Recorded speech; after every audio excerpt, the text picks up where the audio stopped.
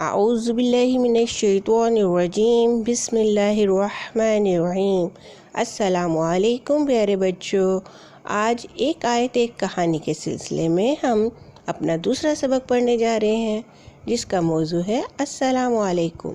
قرآن مجید کی سورۃ الانعام کی آیت نمبر 54 یعنی 54 میں اللہ تعالیٰ نے فرمایا کہ مسلمانوں کو آپس میں السلام علیکم کہنا چاہیے۔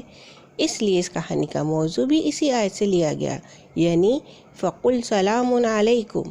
کہانی کا نام ہے ریحانہ کچھ بھول تو نہیں گئی۔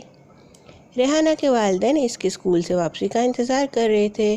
جو ہی ریحانہ گھر پہنچی، ماں نے اس کے لیے دروازہ کھولا۔ ریحانہ فوراً گھر میں داخل ہو گئی اور سیدھے اپنے کمرے کی طرف چلی گئی۔ یونیفارم تبدیل کرنے کے بعد ہاتھ دھو کر دسترخوان پر بیٹھ گئی۔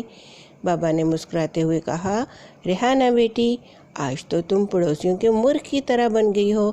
ریحانہ نے پریشانی کی حالت میں کہا، بابا میں کہاں مرغ کی مانند ہوں؟ بابا نے کہا، تمہیں پتہ ہے کل پڑوسی کا مرغ بھول کر ہمارے گھر آ گیا تھا، جس طرح تم گھر میں داخل ہوئیں، اور پتہ ہے کہ مرغ میاں نے سلام تک نہیں کیا اور آپ بھی سلام کے بغیر داخل ہوئیں۔ ریحانہ نے بابا کی طرف دیکھا اور دروازے کی طرف دوڑی۔ دروازے کے قریب کھڑے ہو کر اونچی آواز میں السلام علیکم کہا اور کھانے کی میز پر بیٹھ کر خوشی سے کھانا کھانا شروع کر دیا۔